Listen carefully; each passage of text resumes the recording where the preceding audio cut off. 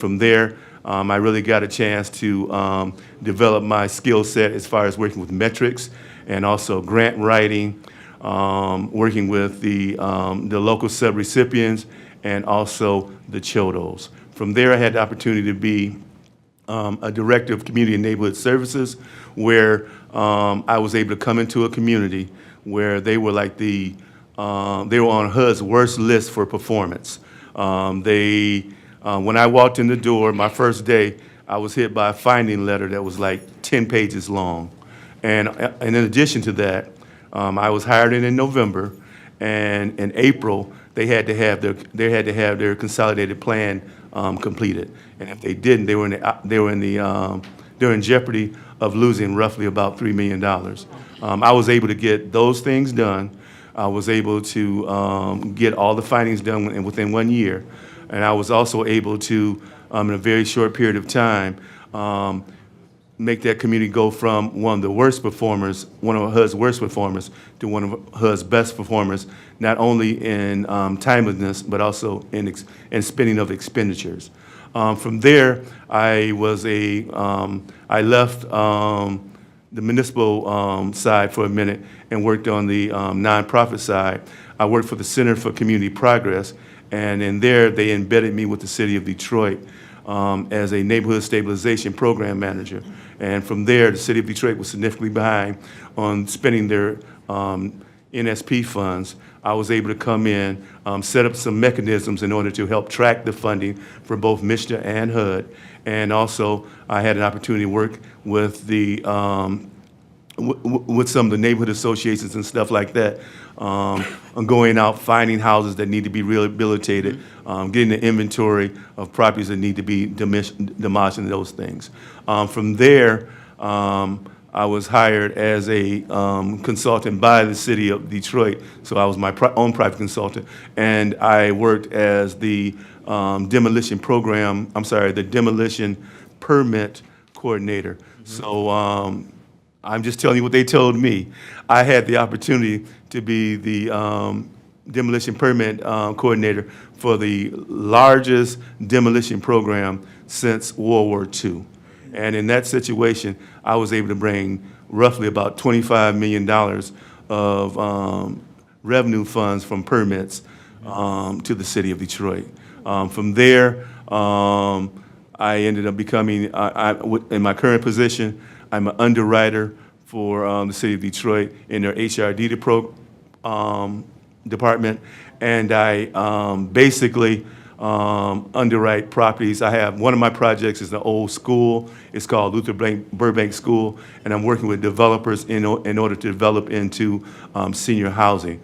Another one of my projects was the first Cadillac assembly plant, and one of the contractors or one of the developers is proposing to rehabilitate into market rate housing. I have another project where I'm monitoring or I'm managing. The city of Detroit received a $900,000 grant from the Department of Interior, and they're matching it with another $900,000.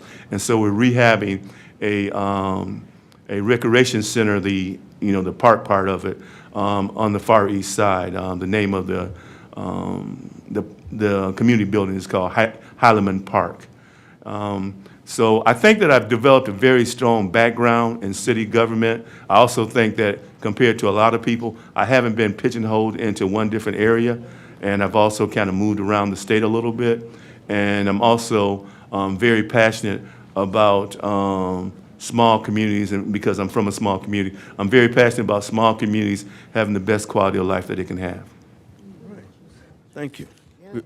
Thank you. We'll start the questions now. All right. What is it about the city of Benton Harbor that makes you want to be our next city manager? Well, I'm not going to lie to you. I am fully aware that it will be a challenge. That is not something that I'm not aware of. But I'm also someone who's not afraid to run from challenges. But also, I see so many positive things. I know you guys have been very active in replacing your water piping and lead piping and stuff, and I think you need to be applauded for that. I noticed you all have been working a lot on your your streets and those type of things. And I did see where you have been doing some infill housing over the years and things like that. So I think that Benton Harbor, like a lot of other communities, you're just right at the right place right now. I think that, again, I'm from a community very similar. I know that for the last 30, 40 years, our communities have suffered. You know, they've suffered in several different ways. And I really believe that now it's time for our communities to kind of prosper. Not kind of prosper, but prosper. I believe it's time to, and again, I know it's not going to be easy, because nothing that's positive is ever easy. But I really believe that it's the time, it's you guys' time to really kind of prosper or whatever. And I believe that I might be the person who can help the commission, the mayor, and also the citizens reach those goals that you've been trying to reach for a number of years. Next question, what do you see as the key issues facing our city? Well, from what I'm reading, I would think one of the key issues is the situation with your water, right? Because what I've been reading is that for the most part, to stay solvent, you would need to increase your water, the customer's water prices by 20% per year. That's what I read. And, you know, I know that is a serious burden on the citizens. So I think that one of the main things is to come up with solutions in order how we can take some of that burden off of the citizens. And I think the main way would probably be is to bring in new employers that really need water and come up with some other creative ways of doing it. I know you guys have some social issues, like a whole lot of other communities. And I just think that creativity can solve some of these problems. And you're always going to have some problems, but I think if you're aggressive and you have a good plan, I'm a true believer in the adage, if you fail to plan, you plan to fail. And so I think that the water situation is one. I think that your need for new housing is another. And I think rehabilitation of some of your existing houses is another. And I think the social issues, because I've come to the conclusion, I guess you can tell I'm old, I've come to the conclusion that, how they talk about bricks and mortar, and bricks and mortar are very important to a community. But my thing is, so is brains and bones. So you've got to be able to, as you invest into the infrastructure, as you invest into the physical, you have to invest into the human. And that's my feeling, sir. Can you briefly describe your employment history and qualifications and how those will prepare you to serve as the next city manager? Sure. I think I already have, but I'll go through it really quick. I think that the experience that I got from working in the Neighborhood Resource Center, where I actually, like I said, I worked grassroots with neighbors, with community organizations, and with nonprofits. Therefrom, I understand the importance of code enforcement because I did it for 7 years. I had to write specs. I had to go out and inspect homes. I had to go to court. All those different things. I understand planning because I was a community planner for 3 or 4 years. And so I have a very good hold on writing grants. I have a very good hold on budgets. And also, everywhere I've been somewhat creative and came up with some new things and different things in order to try to make the quality of life better for individuals. I have been a director of community and neighborhood services where, I was responsible for the management of all the entitlements, all the different federal money that came into the community, and I went out and also solicited corporate money and also foundation money in order to help the community in so many different ways. Again, I understand because of my current position, I understand, and I'm not saying I'm an expert in it, but I do understand low-income housing tax credits, historical housing tax credits, and those type of things in order to work with developers in order to try to revitalize the community. Thank you. Thank you. Number 4, please describe your management style and your approach working with city staff and members of the city commission? Okay, I consider my management style to be very, very simple. I try to explain to everyone what the goals and objectives are. I try to make sure that they buy into the goals and objectives, and I want to make sure that they understand what is expected of them. Once that is done, I feel that people are adults, and I would hope that people would, from there, as long as they have a good understanding, as long as they're dedicated to their job and whatever else, I don't think there is any problems. If there are problems, then I'd like to bring the person in, try to understand what the issues is, because I feel like I have failed because evidently they didn't get a good understanding. And so I really feel that I like to be hands-off, but I can't be hands-off until I understand that you understand your responsibility and you're willing to do whatever's needed to be complete that responsibility. Okay, this one's, please describe your experience in the following areas: personnel and labor relations, public safety, public works, economic development, grants, and intergovernmental relations. Well, all those things I think I've been involved in. I can talk about the grants because I have written a significant number of grants. I wrote a healthy home grant for one community where it brought in $2.5 million in order to try to rid lead from homes.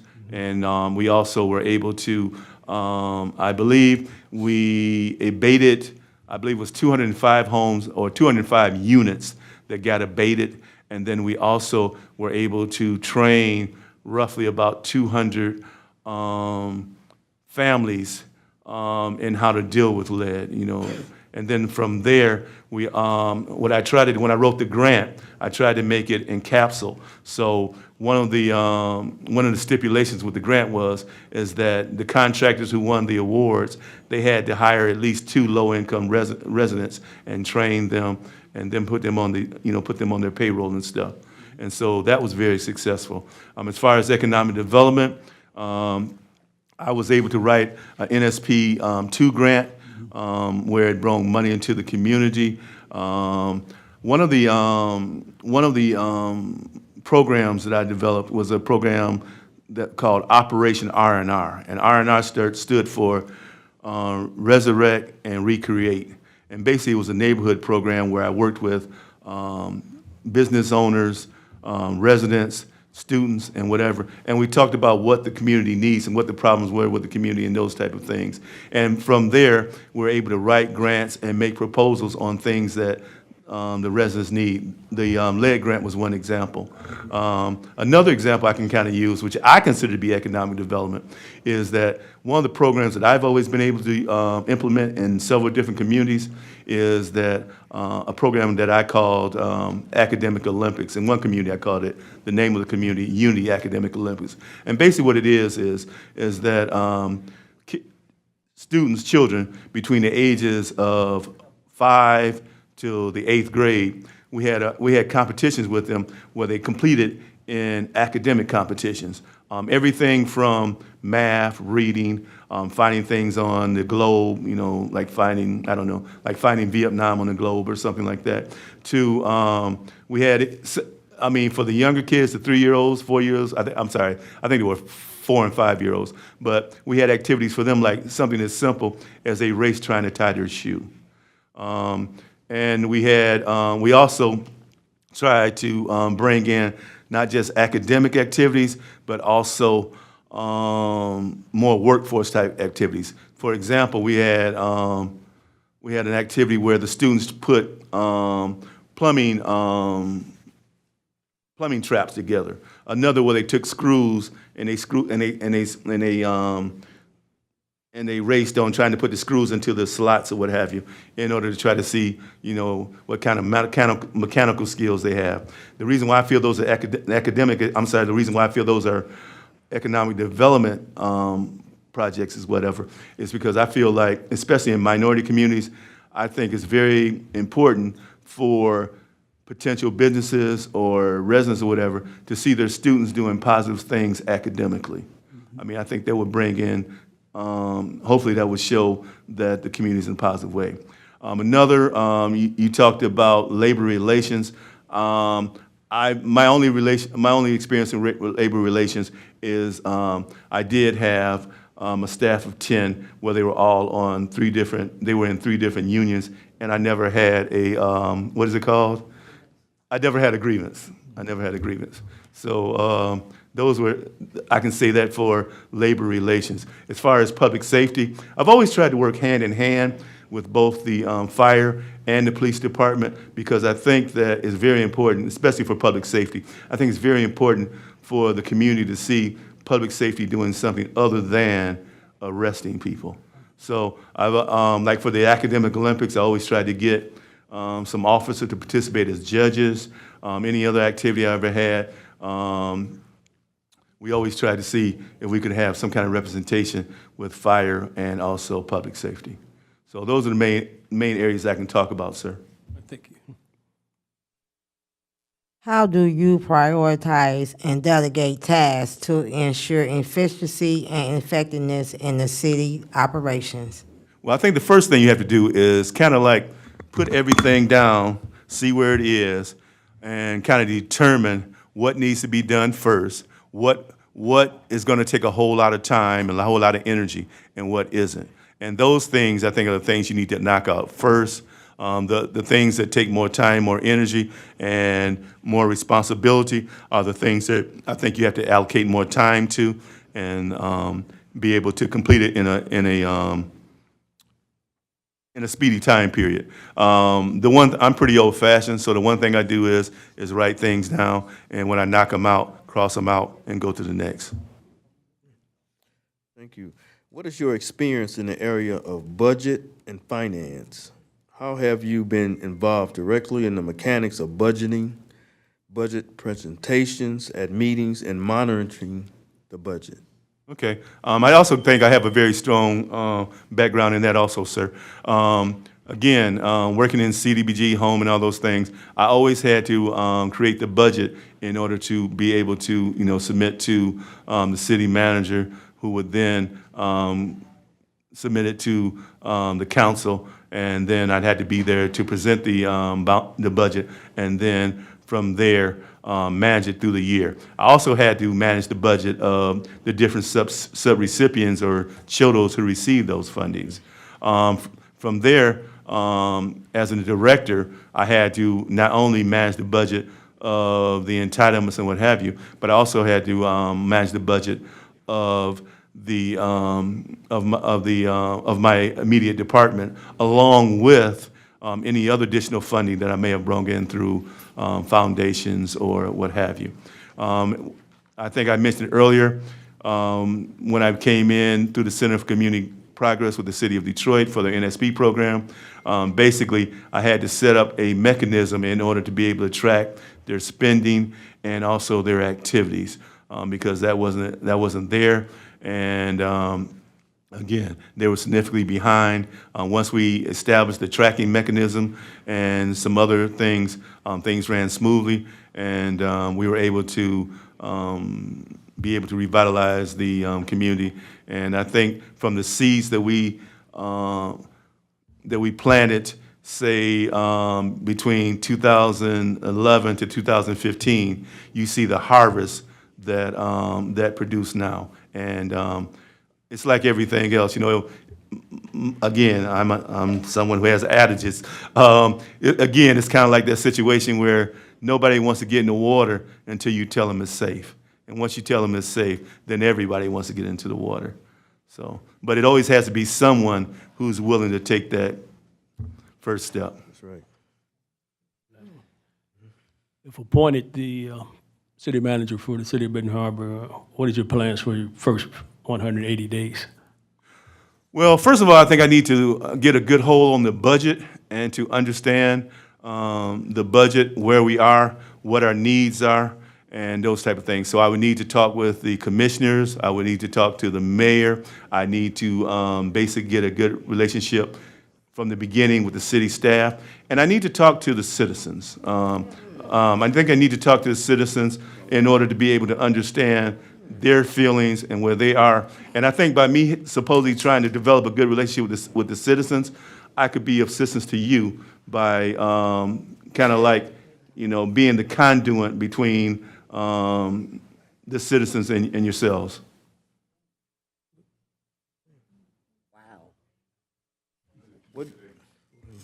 What do you think would be the most important part of your job?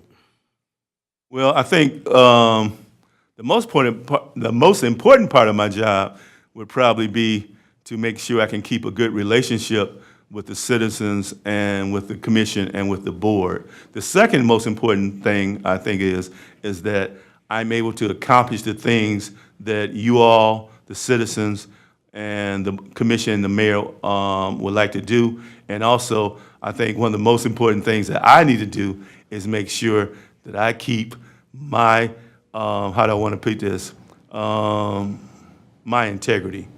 My integrity is very important to me. So I think one of the things I really need to do, make sure, is that I keep my integrity. Because I know as long as I keep my integrity, I'm going to get the job done. And if y'all tell me I got to go, I got to go. But I know I'll be going with my integrity. Well, thank you, Mr. Griffin, and thank you for the interview, and we'll be contacting you. Well, thank you, sir. I really appreciate it. Thank you so much. Thank you.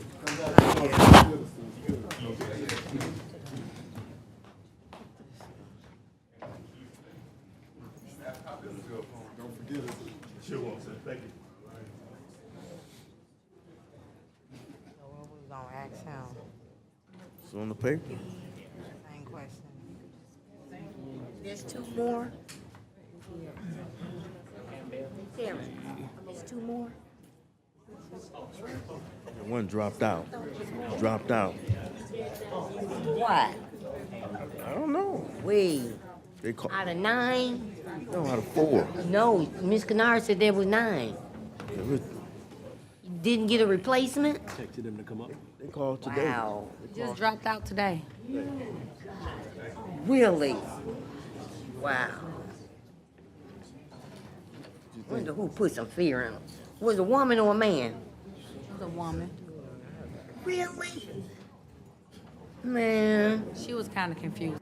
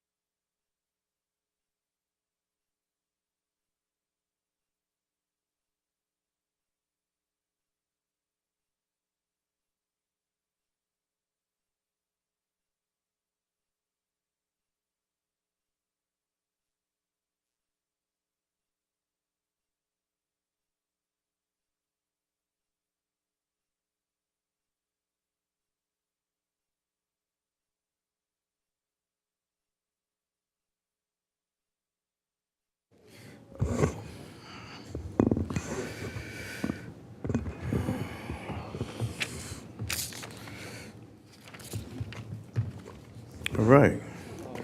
Good evening, Mr. Little. Good evening, sir. Good evening, everyone. Can you just tell us a little bit about yourself? Well, I am Alex Little. I have been in public service over 50 years. I've worked at a number of cities, worked in county government, and I've worked for state government. And before getting into government, period, I had a private sector career where I worked for Ralston Purina, Kroger Baked Foods Division. I worked for Vulcan Materials Company as an assistant plant manager. And that was the last public sector job that I had before going in, private sector job I had before going in the public sector. Okay. Guess we can start with the questions.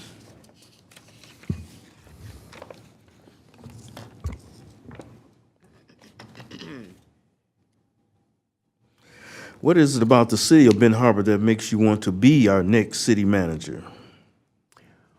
Well, it's a city that I know intimately and very well. I have been the city manager here twice before. I have a lot of the history and background and a lot of the things that development that took place in past years, I basically initiated and put together. I like the people, I like the physical location, and decided some years ago to make this home. I bought a home here in 1984, and since that time I've worked over the lower half of the United States, but I've always come back to home. I came back here to retire when I retired in 2015 from Broward County. So what do you see are the key issues facing the city now? Many of them, primarily, it boils down to a lot of them being financial, but that comes as a result of us being low in population. Our tax base is low. We have not operated as a business as we need to do in order to maintain ourselves. The various activities and services that the city provides should be treated as separate cost centers. Now, there's nothing wrong with the administration deciding or the commission deciding if it wants to fund something and pay for it, but if it doesn't do that, the different functions that are performed, you should be able to recoup at least the cost of those services so that you're able to maintain a financial balance and the health of the city.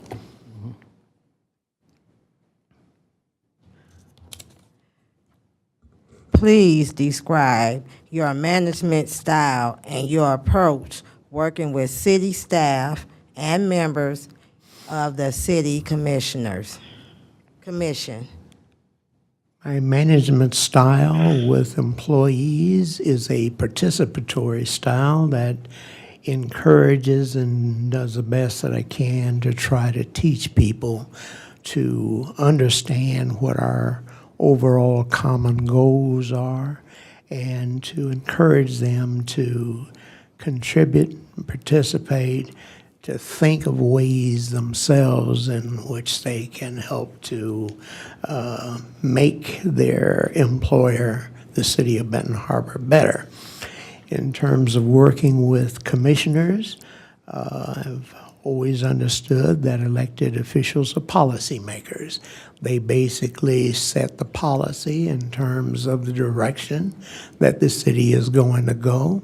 A good manager is a source of information for them on any particular issue that they have a concern with. It's a manager's role to gather and get to them the information they need, whether they use it or accept it or not, to do it and do it timely.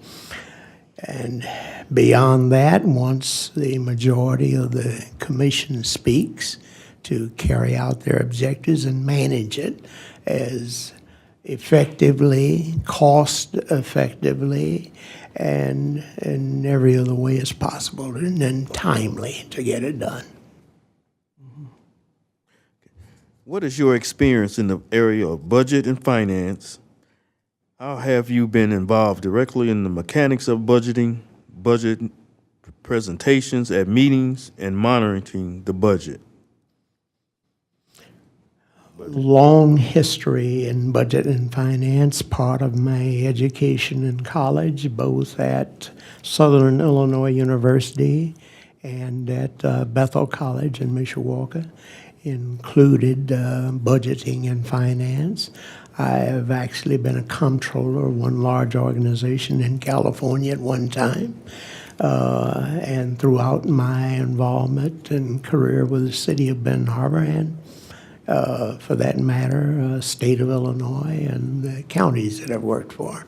I've always been involved with budgeting.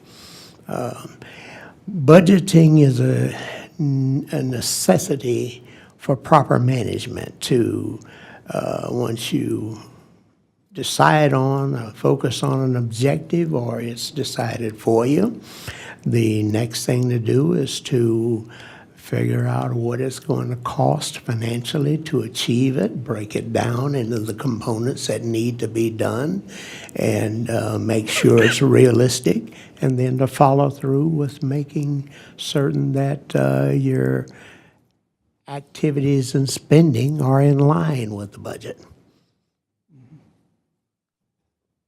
If Please describe your experience in the following areas: personnel and labor relations, public safety, public works, economic development, grants, and intergovernmental relations.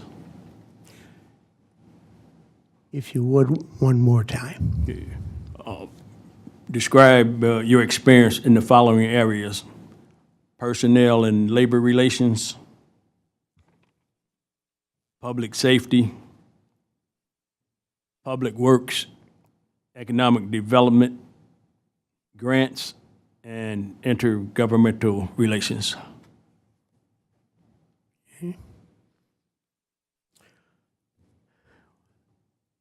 Well, in all of these areas, I have been involved from the very beginning of my career. My first exposure in personnel and labor relations began with Kroger Baked Foods Division in St. Louis, which the bakery serviced 6 states, and I had responsibility for in payroll at one point and some of the supportive HR functions, and then went into and was trained in purchasing. From there, when I went into public service with the city of East St. Louis back in 1969-70, it was the second largest city in the state of Illinois, second only to Chicago. We had 500 employees and probably the largest budget outside of Chicago in the state. We had personnel that we had, I believe, about 120 police officers, about 80-something firefighters.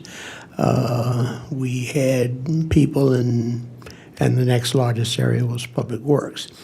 We actually constructed our own streets, did our own utilities, sidewalks, parks, and that kind of thing. We had the equipment to do it, we had the manpower to do it, and our people had the training and experience to do it.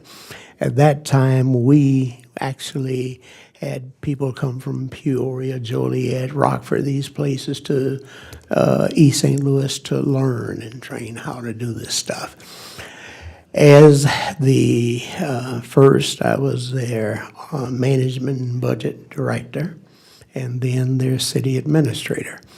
And in both of those roles, I had responsibility for overseeing the personnel and finance functions. And originally, East St. Louis's government was a commission form where the old type, where each commissioner headed his own department. They came together and agreed to hire an administrator to run all of their departments and turn that over to a manager. So I oversaw all of those activities. With the state of Illinois, after I left East St. Louis, I was Governor Jim Thompson's State Economic Opportunity Officer. I oversaw $500 million in federal pass-through funds from CSA, Department of Energy, Health and Human Services, all of them. We funded the Chicago Department of Health and Human Services that got about half of the money, and the remainder of 102 counties throughout the state of Illinois. So I've worked with budgeting, personnel, public works, every facet of government, including economic development, since 1970 anyway. I've had projects of all type, here close at home, I acquired the Vincent Hotel back in the 80s. Went down to Chicago and met with Cartus Collins, who was the chairperson of the House Ways and Means Committee, and got them to, she had their committee approve GSA selling that to the city. I set up the initial DDA and tax increment finance operation here in Benton Harbor that funded the clearing of all the land down there where 200 Pawpaw is now, and in fact wrote the grant that EDA funded to build the incubator there. We purchased the hotel, and I used DDA money to clear out the shale, put a new roof on, do everything that needed to be done to get it up and running, and we had 3 floors of it operating and making money for the city. The marina down on the river, I started that and then got a developer out of South Haven to come in, and we constructed and built that. We demolished half of the old buildings that were in downtown that were falling down, including demolishing the, I forget the name of the hotel that was where Dollaride is sitting, in order to put Dollaride there, Milner. There was about a 7 or 8 story Milner hotel sitting there with windows open and plastic curtains blowing out the window. I didn't have the money to demolish it, but by getting the feds and the state to put Dollaride there gave us the money to tear the building down. So we've done a lot of things in East St. Louis. The State Community College that's there was a project that I undertook with support from Governor Ogilvie in the state of Illinois. The state office building that's downtown across from where City Hall was, and the new City Hall itself, which was funded by EDA, was a project that I undertook when I was there. So as I said, I've been doing this for 50 years. And lastly, in terms of personnel and so forth, I was in charge of personnel and labor relations for the city of Green Bay, Wisconsin, for Ann Arbor, Michigan, Washtenaw County Road Commission in Ann Arbor, and in Broward County, I was responsible for over 1,100 employees in there, and 6 unions, because I have also I was trained in labor relations while I was in the private sector. So when I went to work for the city of East St. Louis, I managed, negotiated, and wrote their contracts, and I've been doing that ever since. I had in the city of Green Bay, 14 contracts that I negotiated and wrote the contracts. I handle mediation, arbitration. Here in Michigan, when I was with Ann Arbor, and I handled contract negotiations. They had, I believe, 6 contracts. I handle arbitration, including 312 for police and fire. So I guess I've been doing it a long time.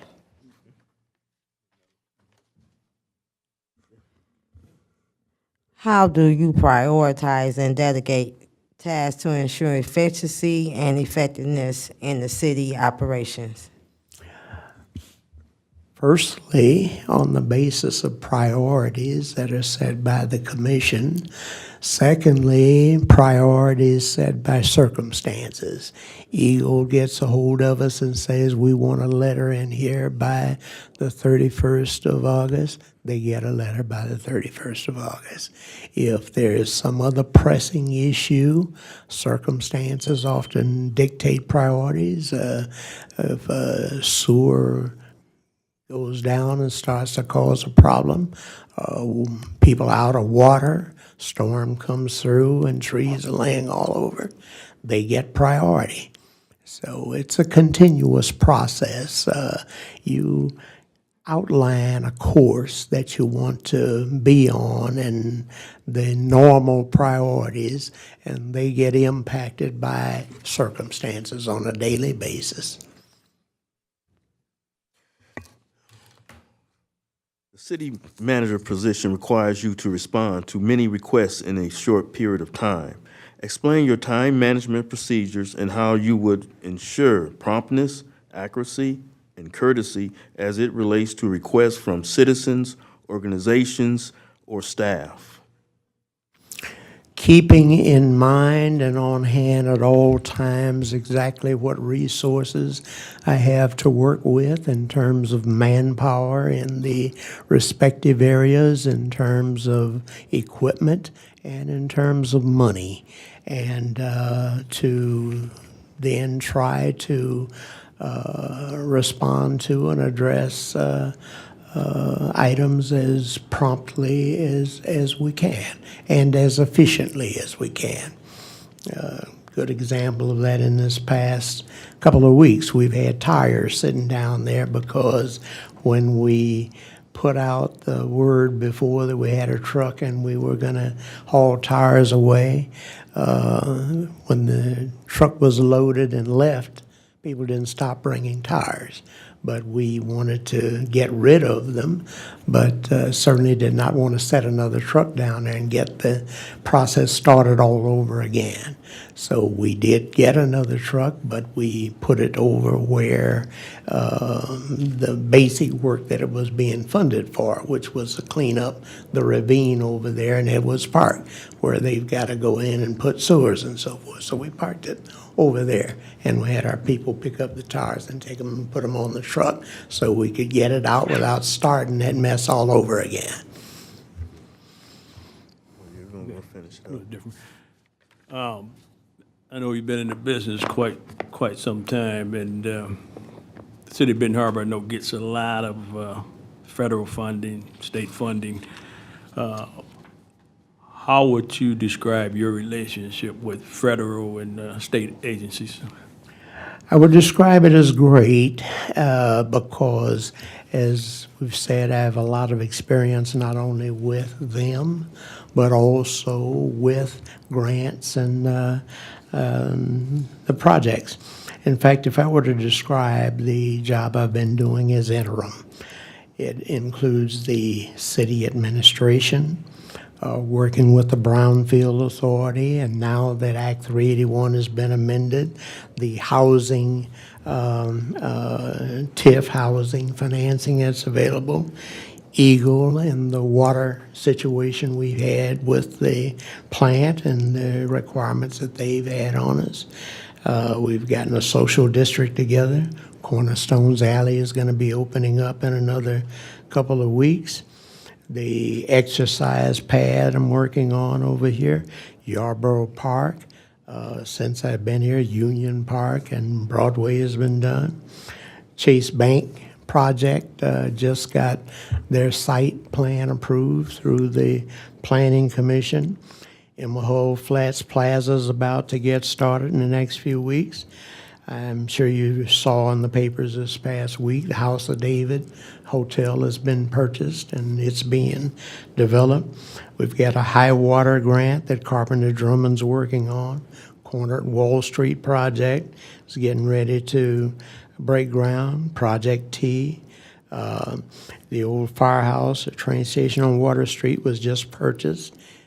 Developers taking an option now on Thayer Paper Company. We got a dozen street projects going all over town that I send out Avon Marsh's report each week. An option's been taken on Thayer Paper Company to develop it. Ox Creek project, which you know is in excess of $8 million. You just approved Monday $1,032,500 that we just got from National Oceanic and Atmospheric Administration for cleaning up the valley. Hall Park is underway. I got $1 million grant that we're using on it. Bobo Brazil Community Center got $1 million grant on it. You'll recall that you initially hired me to straighten out the problems with CDBG. That has been completely resolved now. All of our grants have been used. We met the spending requirement for the very first time this May. We got parking lot projects going on. I won't say a lot about it, but Modern Plastics is coming online to get dealt with. Housing redevelopment project. I just had the University of Michigan complete this preliminary housing study that we're going to be using to, at least I planned on using, if I have the opportunity to try and start rebuilding and putting houses back in this community to reestablish this tax base and this population base. You got your master plan implementation and rezoning coming up. And of course, the cemetery is an ongoing matter that has to be addressed and worked with. So never a dull moment. All right. Let's ask this. What do you think will be the most important part of your job? I think the most important part is going to be developing and bringing along the staff so that everybody not only understands but is better trained to be able to handle their part of the process. Ultimately, my objective would be to get this city and its staff to where if I went off into the sunset, not a thing would be affected, that the city could keep going and progressing and moving forward. Of course, rebuilding the city's tax base and its population are going to be a very key part of that. Economic development, which automatically is a consideration, and for this city, given its present circumstances, getting water customers to where that deficit that you're experiencing annually with that water plant is going to be a major objective to resolve. Well, thank you, Mr. Little, for your time. Very welcome. And we'll be contacting you. Thank you so much. Comment?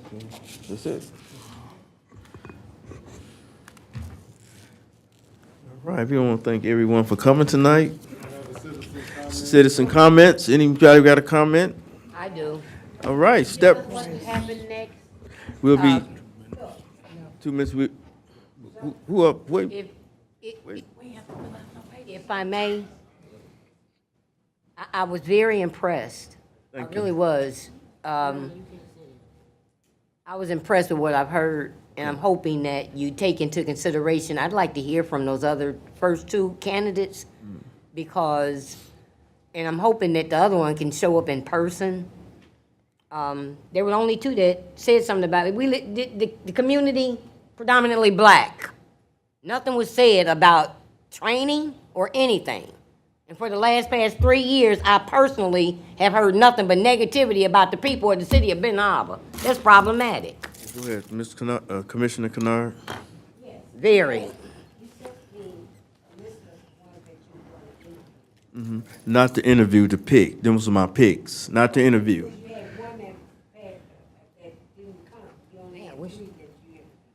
They gets called today. I didn't even know about it till I got here, so. Well, that's why I was saying, you got one person that was on that list. Well, thank you, Commissioner. Thank you. I didn't know until I got here, Commissioner, so she wasn't coming, so. Anybody else?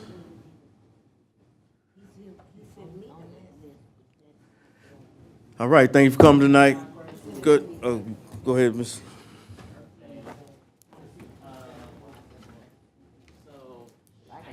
You gotta come up. So, I didn't hear him saying anything about dollar ride. Who? Mr. Little, he got fired from the dollar ride. No, he just talking about his, no, he didn't say nothing. Okay.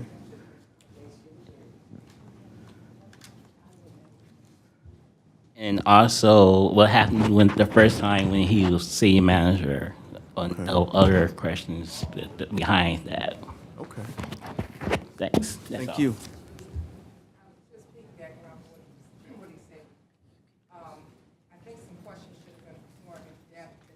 Ma'am, you'd have to come up to the mic. We can't hear you. Yeah. Won't be able to hear you.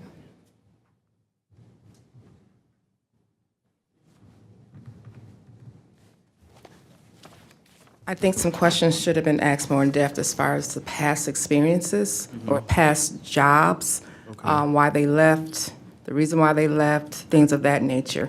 And also give them a chance to ask you questions Right. about Benton Harbor, about the city, and what you're looking for. Okay. So that's for future references. Oh, okay. The commissioners will have a chance to, This is the preliminary. the commissioners will have a chance to talk to them themselves and go into more in-depth and questions. Oh, I'll- Yes, that's what this is. That's up This to is the- just that's a up to narrow. the committee. Yeah. Right. That's up to the committee. Right. Also, I think you should also ask the public. The public should have some input and some suggestions or whatever as far as the city manager, as far as the questions or things of that nature. Always, I think you should always involve the public. Thank you. That means always. Go ahead. And I just like to say, everything I heard was from 1969, before I was born, and then 1970 and 1984. I think I was 14 then. So we need somebody that's current, that's doing something current. And everything that I heard from the last, what we gonna call him, interviewer, all the things that he mentioned was things that we as the city or businesses brought their staff. It was nothing else that he brought as, you know, where he's supposed to bring economic development. A lot of this stuff was in play with the old city manager and even years before that. Everything he mentioned that he helped and brought. And even as the interview, the longest job I seen was 4 years. And most of his job was a year and a half. And it also said being a city manager, it's a 5-year experience. Well, as assistant city manager and acting internment, he don't even have 5 years experience combined in that field also. And so, and from what I've seen, that's not stability. As far as being at the longest job, 4 years, and most of them was a year and a half, and then it was all different states and cities, you know. And from 50 years ago, even his degree was 1972.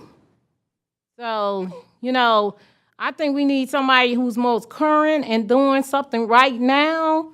And then he stated that commissioners, you know, when you asked about prioritizing, commissioner, he would do what commissioners say. Well, you know, he had to listen to the commissioner and so forth. That's not even being done now. I have emails from months ago still not answered. And So, and then he said that prioritize as far as getting stuff done, it comes down to the money and all that. No, Commissioner, we are the boss. We are his employer. So things should be done what we asked to be done. And then even as when it says city manager responsibility, on that paper, it also says citizen. You should be answering the citizens and listening. I get a lot of complaints that citizens can't even get answers, or when they do get some, it's incorrect. You know, you can't just make your own laws and ordinance. That's why we have charters. That's why you have 9 employers, you know, all that. So I see a lot of stuff. I'm going to just stop there because I'm going to have my opportunity. So I'm going to leave it for someone else. But I'm going to stop right there. But, no. Ms. Hines? Not to mention his phone went off. And that's a no-no, too. Some of the necklaces. Hi. Well, first of all, thank you guys so much for doing this process and allowing this open transparency so that people can be a part of it. Really got to see that happen.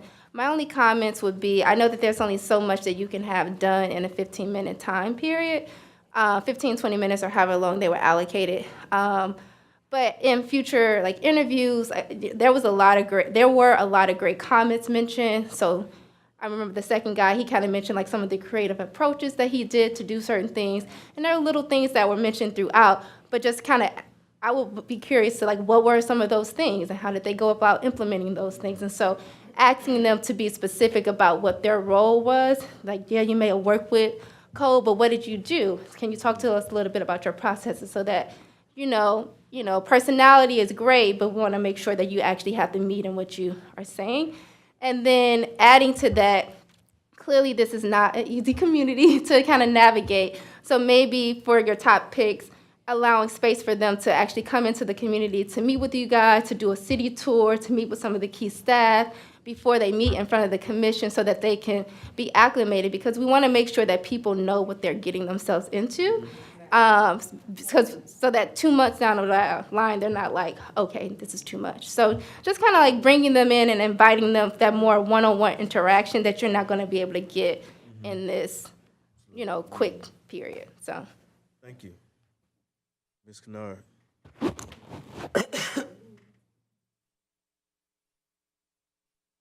was quite impressed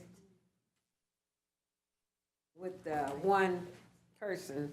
One of the things that he said, when he included the community, he was speaking of interacting with the community. The community is our boss. They elected us to be a voice for them. So I think it's very important for the community to be a part, and that way we'll have a bigger turnout of people that come in, and because they feel that they're being heard. And when we have a city manager who manages the city, that should be one of the priorities that he have. Transparency is one of the major things too, that when we ask questions, we get them answered. Commissioners for years have asked questions and they never get an answer. And you hear one city manager after another said they respond to all of the mail. Now, as I told you, I had sent in and requested information from the financial area. When I heard from, not her directly, but from the city manager, and he tells me she's not available and he don't know when she would be. That's the slap in the face. Me, as a commissioner, I'm disrespected as a commissioner. I know I'm new on the block, but I think I deserve just as much respect as any of the rest of them. But for him to answer her email that I sent to her and tell me she's not available and he don't know when she will be available. And I had been asking over a month trying to get a hold of her. So this is one of the things I think that was insubordination for him to even state it like that to me. Now, I have that in my email. So if you think I'm lying, I can show you the request I got. And so I think that we should have city managers that are willing and will work with you, and then we'll get more cooperation, especially how the way you react. Your attitude determines your altitude. And when you're trying to get things done, We got to have respect for one another, but when you get a negative, a wall, after a while, people, that's the way they react because this is all they've been getting. And so sometimes you get a person on a bad day. I know sometimes I have maybe a bad day. And it's bad for a person to approach me on my bad day in the wrong way. So I know those days can happen. But when you got an important position as city manager, we got to look at his attitude. And you all know yourselves. A lot of you brush things under the rug and let it go. But some things is important for us to realize. I realized what we had going on here when I worked over there at Dollarite as a board member. And I was contacted and told me that I had to let this person go because this person had gotten himself $30,000 without coming to the board. Now, are we going to put him in a position of handling money for our city? And he ignores the fact that the board has the authority to, if he wants a raise, to give him that raise. But he hadn't been there that long and wanted himself a $30,000 raise and say he wouldn't talk to us at the meeting unless he know what we were going to talk to him about. So then that was insubordination because then the board had to wait to talk to him. And it was unanimous that they fired him from Dollaride. And I think you all know who I'm talking about. Mr. Little. Thank you. Thank you.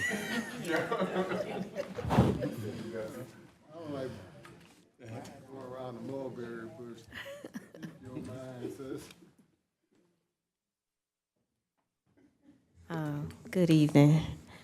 What I would say is everybody had really great comments, things that we should consider before we hire somebody in such an important role.